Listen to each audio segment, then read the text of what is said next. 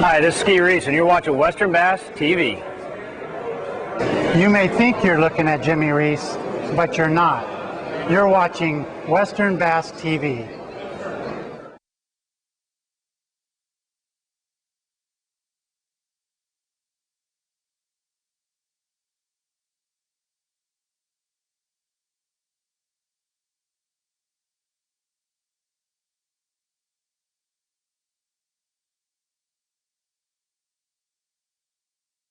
Good afternoon and welcome to National Sportsman's Expo. Crowded enough for you guys in here? All right. There's still a few seats over here if anybody wants to pile in. I've seen you guys fish Clear Lake before. I know you fish a lot closer than this. For those of you guys around our aquarium demonstration tank, we bring this tank in empty. We fill it up full of water. The fishermen all brought in from the California Department of Fish and Game. They're on loan to us. The biggest fish in the tank is a 14.5-pound largemouth. I don't know where she ran off to. She's down here somewhere. Down on the other end, maybe? She down here? There she is. 14.5-pound largemouth. She's kind of the star of our show. She will be released back in the Delta tomorrow night, actually, once the show's closed. I don't see no money in your hand. You want to know where that fish is getting released? It's dead presidents, okay? It's getting moved. Actually, Kyle Murphy from the Department of Fish and Game feels that it is his duty to put it back in the shock boat and take it back and put it exactly on the log that he got her off of. So I told Kyle, knock yourself out. That'll be that's his deal, and kind of a cool deal they've got him here on loan to us. This guy up here on the demo tank and I have been buddies for a long time. He's a great fisherman. He understands Clear Lake probably better than anybody, and anytime we go fish Clear Lake, he's always a threat to win up there. Jimmy's won about 8 boats in his career, 1 on the Delta, and I think 7 on Clear Lake. Awesome fisherman up there. He understands the way the fish move. He understands how to catch big fish. He's traveled back east, fished throughout the country on the Bassmaster tour for 2 years, traveled back and forth across the country. He's now back home fishing in the West, so we're going to have to deal with him much more than we have in the past. If you are wondering, he is Skeet Reese's bigger brother, okay? He's the older brother. He's the one that taught Skeet everything he knows. Please welcome from Winter Springs, California, my buddy, Jimmy Reese. Hey. Thanks, Ken. Well, as you guys know, I live about 5 minutes from Clear Lake, and actually, I feel I'm pretty spoiled there. They have 4 of the best fisheries in California, about 2 hours away. But California is the largest natural lake. It has tons of bait fish, mostly crawfish, shad, silver-side minnows, crappie, bluegill, and a native bait fish called the hitch. Now this native bait fish, just recently, India Casino got a $250,000 grant to find out more about this hitch. The big bags of fish that you've been seeing over the last 10 years are pretty much because these lure manufacturers are coming out with these big, huge swim baits that are representing the hitch. Clear Lake bass love hitch. They also love crawfish. And for the success that I've had on the lake, those are the 2 bait fish that I've tried to intimidate the most. So what I want to do is start out explaining a little bit about where the hitch live, what they look like. Basically, the hitch is most of the hitch are kind of a gold color, silver side. Sometimes they have a little bit of a black tint, but actually a little bit of a pink tint to it. They're the size that I see most of the time are about 6 inches long, and but I've seen them up to 2 pounds. And they're normally in schools, kind of like you see on a natural lake where you see a bunch of shad. But you'll see schools of 50 to 500. Summertime, normally I'll see them back in coves, just swimming around in circles, and usually just outside that cove, you'll see a couple of 7-pounders just sitting there waiting for them to jet out of there. So Lucky Craft has this, came out with a 128 a few years ago, and it's a rip bait, it suspends, and the color I have here is kind of silver with gold top. And this, in the tournament situation, I'll clear, is one of my go-to baits, especially in early spring, February, March, April. And this bait has put several $1,000s in my pocket, and to catch 20 to 25 pound bags is pretty common. Now, these hits in the early springtime usually congregate around feeder creeks, the mouth of sloughs. They seem to, I'm not sure if they're going in to really feed, but I think they're actually around these areas more for spawning. They go up the creeks. I live about 7 miles from the lake, and I have a creek that runs through my property. And every springtime you see these hitch come up through there. And my neighbor up has a dam. He has the only dam in the area, but then they stop right there. So I've been able to study these hitch a little bit and find out their timetables of when they go up the creeks, when they come back down. Obviously the water flex is important and how much rain we have. But the hitch is a pretty cool bait. It's, you know, those big old largemouth. That's what they're looking for. You know, on these reservoirs where you have the trout plants, well, you know, pretty much that's what's going on in Clear Lake. The hitch are trout, and the big bass eat the hitch on Clear Lake. Right now, you got a bazillion crappie on the lake, and I'm sure over the next couple of years, your crappie imitation lures are going to start producing some big fish, and I'll get into that a little bit later. But so anyways, I'm just going to kind of show you what I do and the success I've had on the lake. It's basically long cast. Again, I'm going to probably cover some shoreline around the Tules. Most of the time I'm fishing up north, the north end of Clear Lake. It's the shallow water end of the lake. It has a lot of Tules, a lot of silt. Usually I'm looking for harder bottom areas, but Tules and docks pretty much extend around the whole north end of the lake. And this is usually in the early spring where I prefer to fish. Now the south end of the lake is a lot steeper, a lot deeper. You got 15 to 30 feet of water, pretty much 80% of the south end of the lake. A lot of rock, a lot of Tules, a lot of docks. It seems that the hitch seem to want to stay up north more than they do down south. Down south, a lot more shad. It just seems that this technique of imitating the hitch works a lot better up north. So what I'll do is I'll pick a stretch of Tules, and it's pretty much, it can be anywhere. The whole north end of the lake, it changes each year. I've had times where I pulled up on a stretch of bank and catch 20, 25 pounds, and I honestly haven't caught a fish there since in the springtime. So you pretty much got to cover the water to find them. There are a few community holes that they group up every year. I personally don't like to fish heavy pressured areas in tournaments, so I tend to steer away and try to find my own little glory. But anyway, so this being a pointer 128, and the technique that I find is that in the early spring when you're looking at February, March, is just a real slow rip. I might take 2 or 3 rips, get it down, and just let it sit.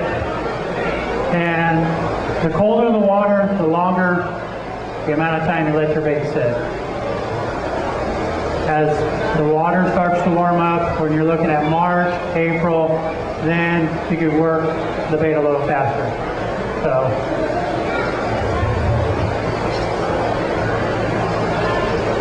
I think this tank got smaller. So basically I take a rip it down. You can see it goes down a couple, 2, 3 feet. Let it sit for about 2 or 3 seconds. I usually go rip, I get 2 rips down.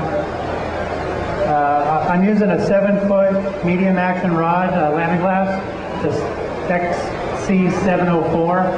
It seems to work just fine. Almost all my reaction baits, that's what I throw. So on a long cast, I may take, probably 8 to 10 multiple rip patterns. And over a period of a day, you'll actually learn what you could change your retrieve. Maybe 1 rip, maybe 2. Hit it 3 times. Sometimes faster, sometimes slower. It changes with the day, it changes on the fishing pressure. It all depends how active the fish are. And obviously it depends on how much bait is in the area. So if there's a ton of hitch in the area, obviously you can probably work the bait pretty fast and trigger those bites. So it's pretty much just learning what the fish are doing for that day and adjusting accordingly. So as you can see, I just get it down there. A lot of times you just let it sit there, and all of a sudden you see your line just jump. And obviously you have a fish when that happens. Then you got to set hook and put them in the boat. Now Lucky Craft does have a few other models. This is the 128, the 78 is a smaller version, the 110. Actually all these baits work really well on Clear Lake. Now, the south end of the lake, in the springtime when you're looking at February, March, I tend to go to more of a ghost minnow Stacy. It goes a little bit deeper. Again, you're looking not for the hit, but you're looking more for the shad and the other bait fish. Again, you're just covering water. Multiple casts in an area. And again, it depends on how much bait's in the area. And when you do find an area with a lot of bait, you're able to work it pretty fast.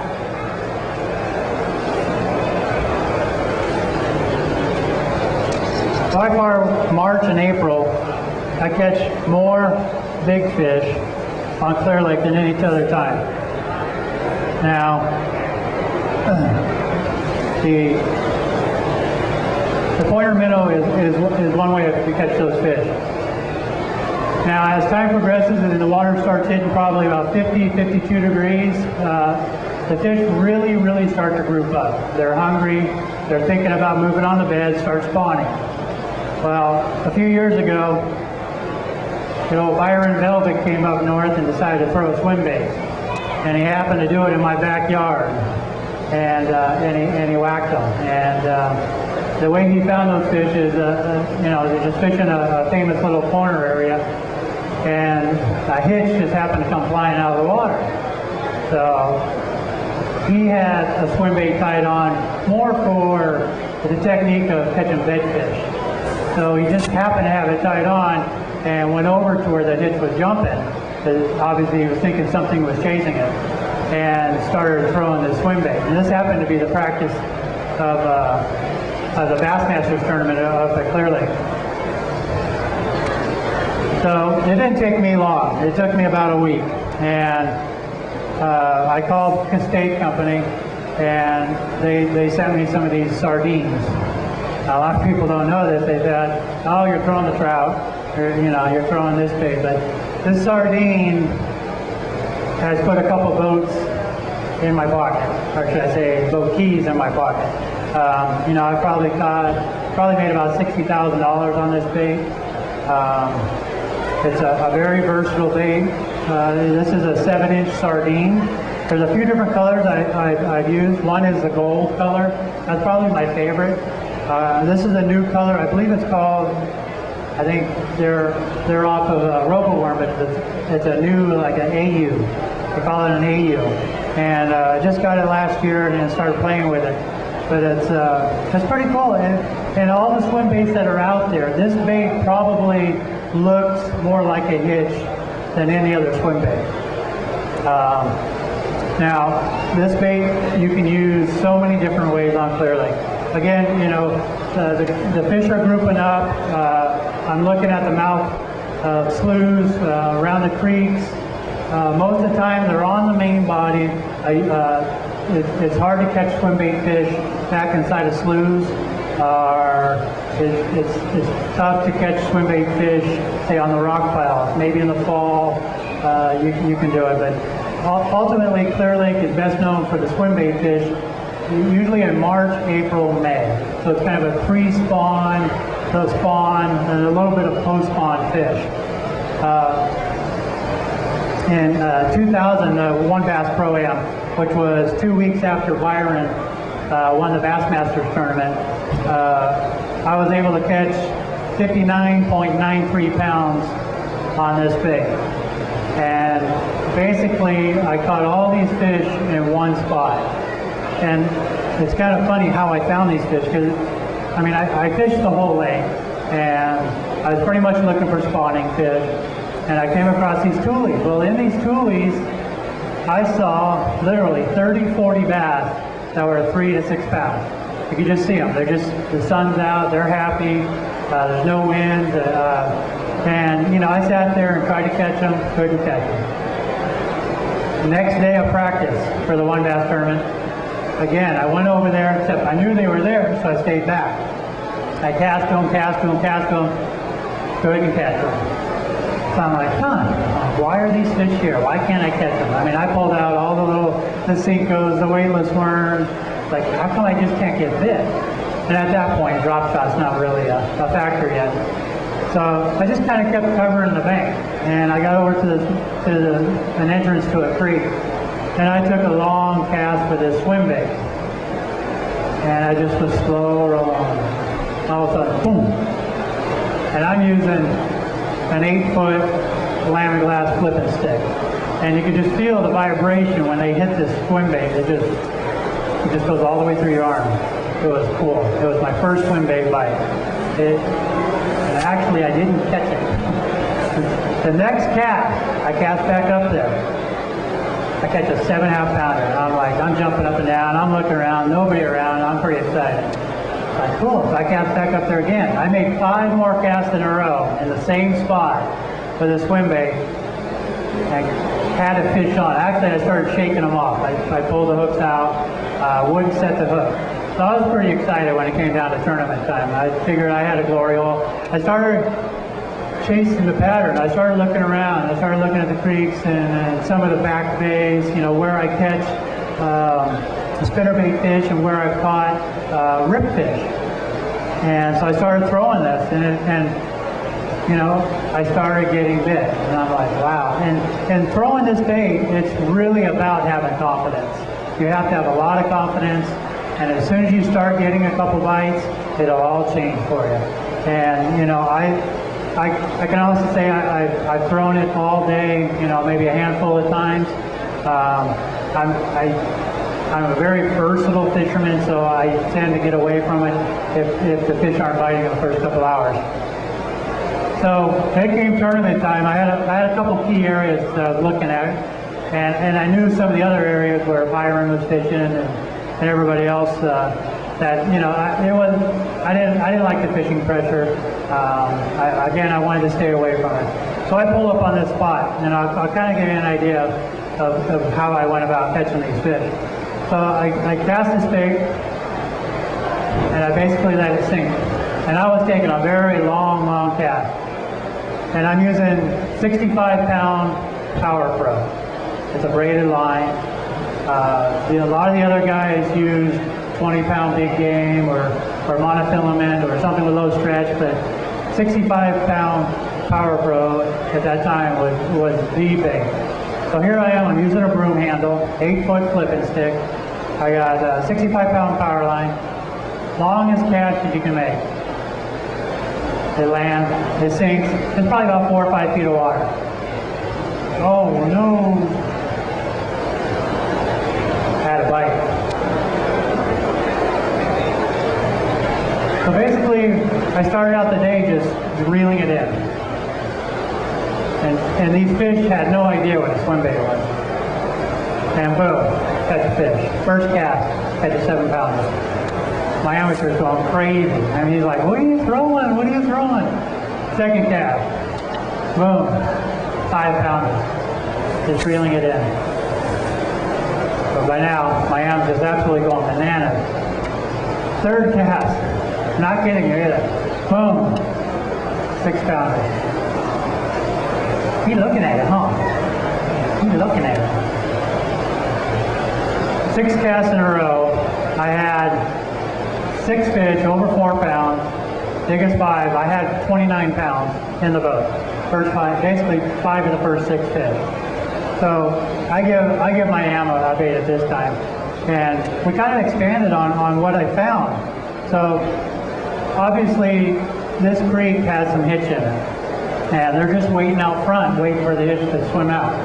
And here I am representing what they're eating, so it's kind of cool. So I give my am a swim bait. What does he do? He casts it out in the middle of nowhere. I'm thinking, okay, we're just learning the swim bait bite. I turn around, I'm like this, got one. I look back, he brings in a 7.5 pounder. So I'm like, this is cool. I can do this. So over the next few years, I've learned a lot about the bait. I've learned a lot about the fishing pressure, and I've learned a lot about the hitch itself. And anytime you go to a body of water, you want to learn what the fish are doing and what they're eating. So I've learned a lot. I've expanded not just on this bait. I tend to find that the osprey is also a good lure or a good swim bait. It's a little different. You can fish it shallower. You can fish it slower. This bait you can fish. I like to fish deeper. I'm not afraid to throw it out in 7, 8 feet of water, 9 feet of water, and just almost like a spinnerbait, just a real slow retreat. So this bait's come a long ways, and all the swim baits have come a long ways. And now you got so many selections, and pretty much they all work. They really do. My confidence, again, is with this bait. Right now, if I were to go out and throw this bait this year, I would tend to work it a little slower than faster. I'd find the bottom, and I just reel it just to be off the bottom. Sometimes it helps to have a little bit of grass, a little bit of what we call duckweed, a lay down tree. I mean, pretty much it's become an all-around versatile bait that's kind of taking the place of a spinnerbait and a rip bait. And I don't know. I'm glad Byron was there to come up with it. It's a neat bait. So, and now of course, guys are catching them on the Delta. They're throwing swim baits on the Delta, catching them. Lake Shasta, Lake Orville, more Lake Shasta. They're throwing the swim baits and catching them.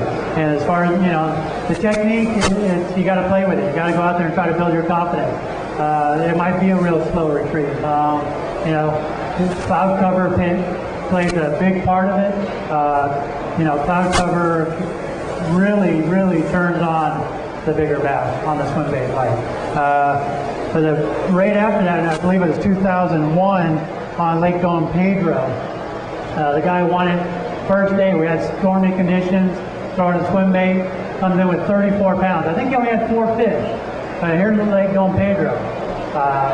And nobody's throwing a swim bait. So it's kind of cool what's happened in our industry, and it's definitely helped put a lot of big fish on Clear Lake in the boat. So I'll go ahead and show you another one of my secret pre-spawn baits. Just basically you're looking at a big old spinner bait. I see guys out there throwing 1/4 ounce, 3/8 ounce spinner bait. The bass on Clear Lake, they like big baits. They like something, they want to put their mouth into something. And, before the swim baits come out, Skeet and I, we would go out, and this was the bait. Big old spinner bait. 1/2 ounce, 3/4 ounce, not a 4 willow leaf, not a 5, not even a 6 sometimes, but like a size 7 and a size 8. With a Colorado blade or a willow leaf. Usually gold in color is our preference. Finding out more about the hitch and what they're all about, and it's starting to make more sense. Actually, I have seen a couple schools of shiners on the lake a few years ago. So, I've been told there were some shiners on the lake, and actually, yeah, somebody must have put them in there, or, it's a natural lake. It's the largest natural lake in California. It's, maybe they've been in there the whole time, but you don't see them too often. But springtime pre-spawn, big old spinnerbait, large gold blade, double willow leaf is preference, but a big old Colorado. And basically what you're doing is you're casting around structure. You're most of the time in the toolies. The fish are up there. They're getting their crawfish. They're feeding. They're looking for bait, and that's all they want to do right now. They want to feed. It's been winter time. The water's been 47 degrees, 42. Things are starting to warm up, 52, 54 degrees, and they want to eat. So this spinnerbait will always put fish on the boat. Now, the smaller the blades, smaller the fish. If you're going to go out for 5 bites, do it right. Put size 6 minimal, size 7 willow leaf, and start casting. Anyway, so you want to work it as slow as you possibly can. You're casting up in the toolies, and just working as slow as you can. You want to be about a foot off the bottom, and that blade is barely turning. Your strikes are going to come usually right before, in other words, you got open pockets of water. So as soon as you come up, see that tree right there is toolies, as soon as you come up to the edge of that, that's usually when you're going to get your strike, or as soon as you come out of that toolie, when you're going to get your strike. And there's no rhyme or reason as far as where the big fish are. They're spread out. They're in all those toolies. They're everywhere. Honestly, Clear Lake is not about spot fishing. It's about pattern fishing. It's about coming up with a game plan with a bait you have a confidence in, and you literally can catch a 5-pound bass anywhere on that lake. And actually, I was going through my map the other day because my buddy asked me, have you fished all Clear Lake? And I started thinking about it. It's like, well, I fish here, I fish here, fish here. That I've literally had my trolling motor down on every square inch of Clear Lake, which to me is just like, wow, I fish too much. But up in Cache Creek actually is the only area that I haven't spent a lot of time in. And I hear about all these 7-pounders that are up there, but it's a real timing thing up there. But anyways, it's like I said, it's about getting a pattern, getting a confident bait, whether it's spinnerbait or a rip bait or a swim bait, and just covering water. And you can catch a 5-pounder anywhere on that lake. Now, there are certain areas that have more concentration of bigger fish, and more areas that have just heavy, smaller concentration of fish, smaller fish, I should say. So anyways, again, those 3 baits, the rib bait, a spinner bait, a swim bait, when it comes to pre-spawn, it's tough to beat that. Now, as of last year, I got the privilege of watching Art Berry catch a bunch of fish. And I'm thinking, wow, what's this lake coming to? We got to go out here and drop shot all these fish.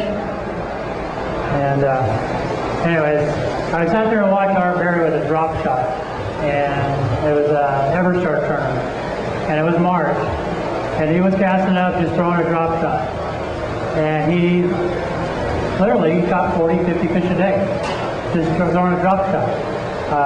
I'd have to say a drop shot has helped put a lot of fish in the boat for me on the lake.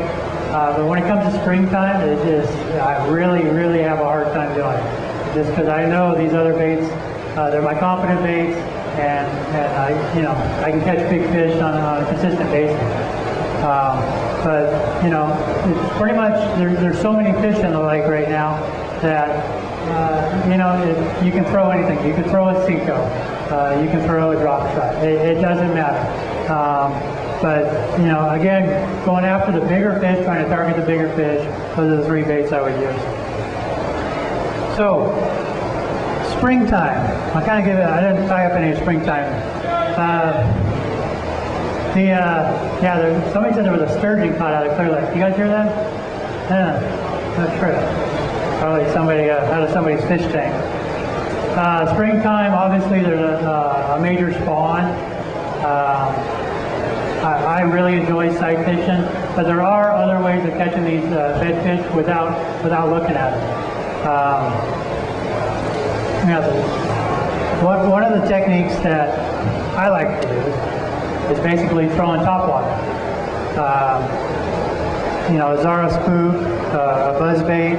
On the Delta, I love throwing a buzzbait when it's spawning time. Those fish will, they come up and eat topwater. They love it. But just recently, I've been having a lot of success throwing this sumo frog. And it's worked out pretty good for me.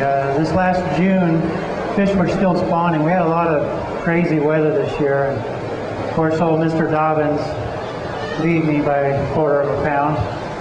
But I was throwing this sumo frog all day. And I literally caught 40 fish during the tournament. Now, it was a spawn bite. I know it was a spawn bite because I know the area I was fishing. And for these fish to come up and eat this frog like they did, it's pretty amazing. Now, what this is a white sumo frog. Usually what I do is I'll take the skirt and pull one end of it a little bit, just shortening one end, and I'll cut off about an inch of the tail.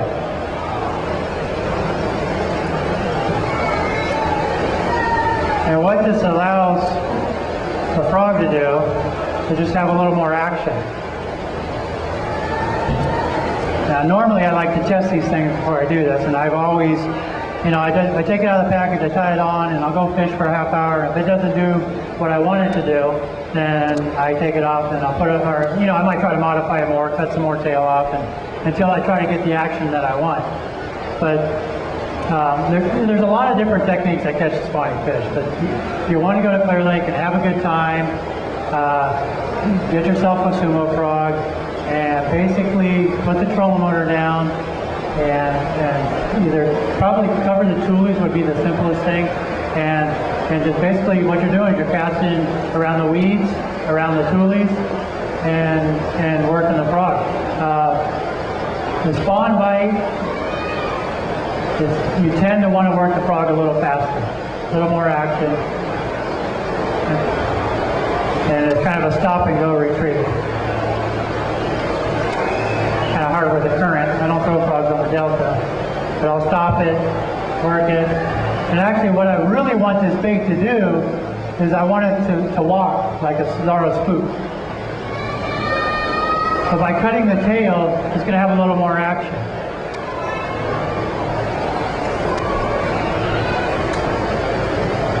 And you're basically making a lot of splash, just working it fast. You can cover a lot of water this way. The fish don't like it. Now, everybody thinks, okay, it's imitating a frog, but maybe fishing Clear Lake all the time, it's not a frog. If you've noticed, there's a lot of duck hatches out there. A lot of baby ducks. I've seen several go down. And normally they're big fish. I got to tell you a story. I still don't believe it, but Robert Lee tells me about it. Robert Lee went back in a slough, and he's throwing his frog, and out of the corner of his eye come these huge mallards, regular sized ducks, come down, and they're getting ready to land right on the surface. And guess what? He said it was a 10, 12 pound bass. Came up and ate this mallard. True story. You guys see Robert Lee, you ask him about it. Anyway, so a frog doesn't necessarily represent a frog. On Clear Lake, to me, it's more representing a baby duck. So if you're fond of baby ducks, you probably don't want to fish Clear Lake.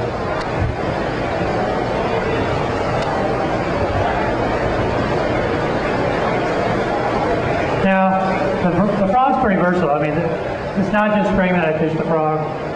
When it comes to the fall pattern, summertime, we're out fishing all the weed mats, and you get weed mats that grow 10 to 100 yards out from shoreline. this is probably the best way to fish the weed mats out on Clear Lake. They have, all these weed mats have most of it have 6 to 8 feet of water on them. I would prefer looking for the deeper water. The weed mats that are up in like 2, 3, 4 feet, they're good. They hold smaller fish. But the larger fish seem to go a little deeper. They like those deeper weed mats. But you can sit there and look at these weed mats that are, 100 yards out from shore, and you could be fishing them in June and July and August and not get a bite.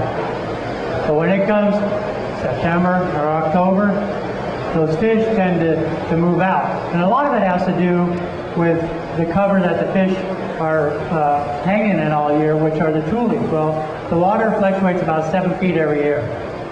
So the tulies start getting shallower. There's only a foot of water up there. So these fish have to go somewhere. They're under the docks. The fishermen, they're pounding the docks, so these fish tend to move way out into these weeds. So they're out in, 6, 7, 8 feet of water, just happy as can be.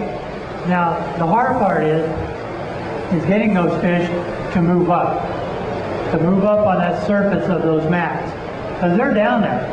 I mean, you can flip them once in a while, throw a Cinco on them once in a while, but certain conditions make those fish move up into that top 2 foot. The biggest thing I've noticed is the water clarity. And fishing game or whomever, they keep spraying the weeds, they're killing the weeds, and it's basically, there's no filter system. So no filter system, water's going to be stained. So if they were to leave the weeds in there, the water would clear up more, and actually the topwater bite would get better. So the last couple of years, actually the topwater bite hasn't been that great in the fall. Where the prior years, where they weren't killing the weeds off as much, just phenomenal days. I mean, you go out and catch 50 fish a day throwing a frog on these weed mats. So, the biggest thing to look for when you're out there searching for the large weed mats is probably water clarity. I'm sure it'd be nice to have a bunch of bait in the area. If you see the bait, the silver side minnows, if you see them flickering, that's a good sign. I mean, that's something good. You want to see that. So you're cruising along the shoreline and, you're in Lakeport and you got about a foot of visibility. Don't be afraid to cast out there on those weed mats. They could be there. But, you start working your way around the lake and you're over at East Lucerne, and all of a sudden, wow, I got 3 feet of visibility. Well, your odds just went up. So kind of keep that in mind when you're out there frog fishing, that water clarity does make a difference, and you'll definitely put more fish in the boat. Now, when it comes to the fall frog fishing on Clear Lake, I usually slow down quite a bit. Now, there's always situations where you can work the bait a little fast. Usually, I'm casting the bait somewhere in the middle of the mat. And a lot of times the bigger fish actually will come right out of the middle of the mat. But I'll actually take my rod tip and I'll just kind of like this. Nice and slow. I'll just raise my rod tip up. Nice and slow. So actually there's no real weight. I'm not making a lot of commotion on the surface. Just raise the rod. Boom. Now, for some reason, I don't have the answer, those bigger fish like that retrieve. Now, the famous Bobby Barrett, technique is, just move it, stop, and whoosh, they come up and eat it. Now, I will tend to do that a little bit more on the edges of the weed mats, because those fish are usually pretty aggressive. They're usually positioned there, they're feeding. They're waiting for something to come off the mat or by the mat, and then, they're going to be aggressive. So you can work the frog a little faster. But when it comes to fishing in the middle of the mat, definitely a slower retrieve is a lot better. You're going to catch a lot more bigger fish. Now, it's not an easy thing to do, because sometimes, the fish are there and they don't bite. And a lot of times, you got to check that mat 8 o'clock in the morning, 1 o'clock in the afternoon, or even 4 o'clock in the afternoon. Timing is everything, and that's on any body of water. So, but anyways, the frog's been good to me. It's caught a lot of big fish. I've gotten 3 10-pounders on the sumo frog. It seems like I get about one every year. A bunch of 9-pounders. You guys got an awesome fishery here in the Delta that it seems like when I'm there, I'm not there at the right time for the good frog bite. But you guys, check out the sumo frog. It works. Look for that clear water on Clear Lake, and try different retrieves. They all work at different times of year. I'm going to go a little bit into to the fall pattern here, which is by far my favorite time of fishing.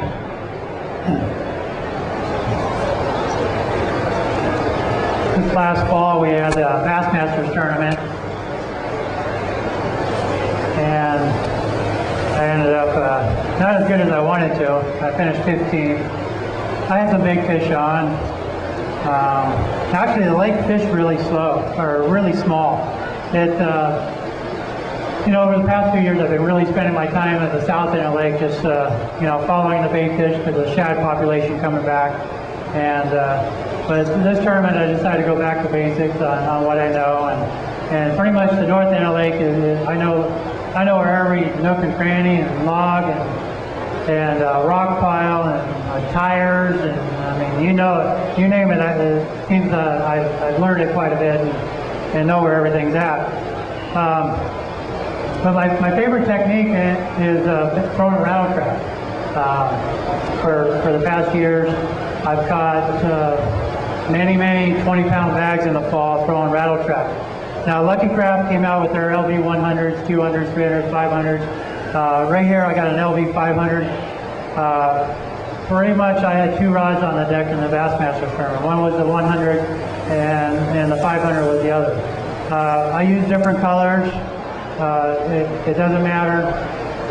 Most of the time, I really don't think it matters. It's a reaction strike. You're bringing the bait, by structure. It's coming by a dock. It's coming by weeds. Sometimes I really don't think the color matters too much. It's more about the perfect cast. Bringing the bait, within 3 inches of the pilings of the docks, or bringing it through the weeds and ripping it out of the weeds, and it's more of just a reaction bite. So what I did is I spent a lot of time searching the lake for the dead vegetation. With a November tournament, most of the vegetation, all the weed mats are gone. But local knowledge, I know where most of the weeds were. So now I'm going back to those areas. Instead of throwing a frog, I'm throwing a crankbait. Now you can throw spinner baits. It's a good technique. Actually, I've done really well throwing small jigs, brown purple jigs, where these weed mats are. So what I'm doing is I'm covering a lot of water. I'll put the trolling motor down and I just fish. I will take literally 1,000, 2,000 casts in a tournament day, throwing these baits, and I'll just throw it and throw it and throw it. And it's all about just putting it in front of their face and just getting that reaction bite.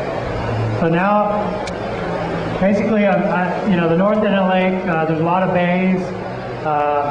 Pretty much all the bays on the lake have vegetation. You can fish. I'm going to talk a little slang here, but State Park, all the way through Lakeport, all the way down Rodman Slough, Nice Lucerne. There's probably 50 areas you can go through with a rattle trap when you're trying to fish the vegetation. So the technique that works best for me, obviously low light conditions are better when you're covering the water with reaction baits, and that's on any body of water. And it seems like when you got cloud cover, the fish tend to hang maybe a little more up higher around the vegetation on the weeds. So the lower light conditions, your casting is a little more critical.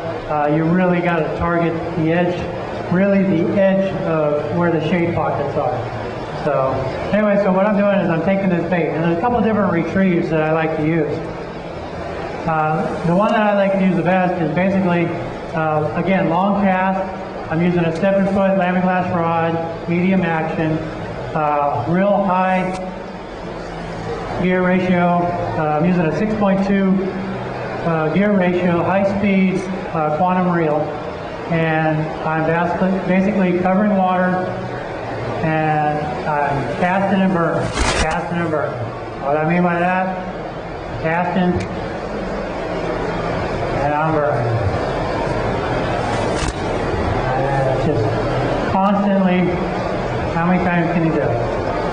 Casting and burning. And again, it's not about the fish really looking at it, it's more of a reaction bite. I'll pull up on a dock or a weed patch, and I literally would take 100 casts within say a 50-foot section, 50-yard section. I would just constantly just cast and cast and cast. And a lot of times those fish will hit your first cast, but there's a lot more fish there. I guarantee you, there's a lot more fish there. So I'll just cast it, just burning it in. Can't reel it fast. And as you can see, I'm taking these short casts, and it's getting down a couple feet. You know, I count the one and just start burning. So on a long cast, where you're going to get out there, you know, 30, 40 yards, you know, the pendulum of the bait's going to come down. So you're going to be in that 4-foot range, maybe 5-foot range on occasion. But pretty much I'm working that 2-3 foot zone, and I'm just covering a lot of water. One thing I find myself doing is the timing thing. I honestly think these fish watch this bait go by about 4 times. They turn around and start playing cards with their buddies. And all of a sudden, 5 minutes later, you make a cast to the same spot, and it's a reaction. They just, you know, they go after it. And you know, I've done that so many times. Go back to the spot, and boom, catch a fish on the first cast. Now, this is the LB 500. This is usually what I'll throw out in the open bay. Not necessarily covering shoreline, but I'm just out. I'm a good cast away from the bank, covering shoreline. You know, it gets a couple feet deeper than say a rattle trap or some of the other baits. Now, the big bass on Clear Lake, they'll hold shallow. They'll be up in a foot of water almost year round. Winter time, not as much. Sunny day, like the last few weeks, you can catch fish up in a foot, 2 feet of water. But in the fall, I'm not afraid to go up in that 6 inches of water. And that's where I'll put on an LB 100. Also, actually, I still throw the rattle traps on occasion. And silver black, silver blue, probably my go-to rattle trap colors. And you know, they do a good job. The LB 100, awesome bait. And what I'll do with that bait is I'll get around the docks, I'll get around the rock piles, and basically the same thing. I'm constantly casting, constantly casting. I'm 50 casts in a 10-minute span. I'm just really working the bait, working the area over. And it's almost like a sight fishing or bed fishing in the spring. I think that you're actually making the fish mad. You're making that, you're agitating that fish into a bite. It's a reaction bite. And you know, don't be afraid to take 5 casts to the same spot, because that 5th cast, I can't tell you how many times I've gotten a 3, 4, 5 pounder. You know, it's a technique that works, and actually it really works all over the lake. If you're going to work this pattern on the south end of the lake, I recommend just some of the shallow bays, the shallow flats. So you're going along the shoreline, and you know, for 300 yards it's steep, and then you get just a little shelf somewhere. That's where a rattle trap really works, and where you can catch a lot of good fish. So anyway, that's probably the baits that I've showed you today are what I've caught most of my fish on Clear Lake, and won most of my money on. you know, it's more about time on the water. These fish, pretty much like I said, they're all over the lake, and you can catch them in just about anywhere. But it's having the confidence of going through those areas and catching those fish. So what I'm going to do right now is, everybody knows the Cinco by now. And let's just say you want to take your kids fishing. This last year I've really gotten more involved with my kids. They're getting older. I have three. I got a 12-year-old, 8-year-old, and a 3-year-old. And this Cinco has caught my 12-year-old and my 8-year-old their very first fish on their own, which is cool. You know, it's pretty cool watching your kids catch their first fish. And pretty much, what's going on down there? It's a big one. Oh, that's what it feels like. Been catching all them spotted bass the last 2 weeks. Forgot what you felt like. Okay, let go. Hello.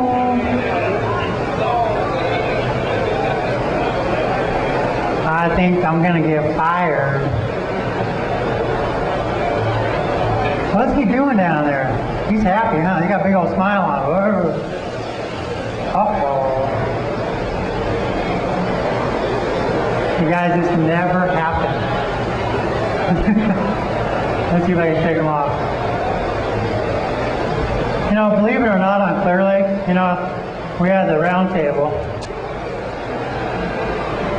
He wasn't supposed to eat it. You guys ever feed these fish? Alright, it's a fall. Big fish of the year. Right here, Cal Expo. Califrin. There you go.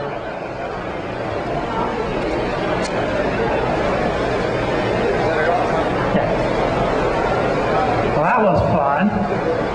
Cinco. But anyways, I'm sitting there trying to shake that fish off.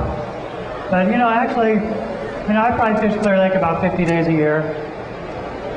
And honestly, I wish I could see all the fish that eat my lure.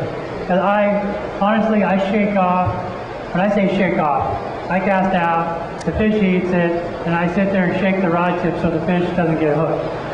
And honestly, most of the time, I'm pre-fishing for tournaments.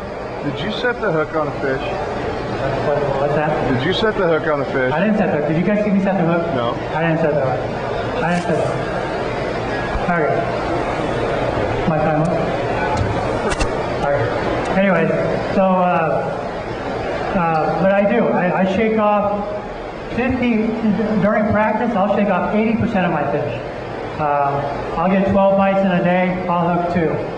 It's just what I choose to do on the lake, and to me, you know, catching one of those fish in the tournament makes a difference. So there are a lot of big fish I wish I could have seen, because I know they're big fish bites just by the way they eat it. And anyway, back to the Cinco. You want to take your kids to Clear Lake.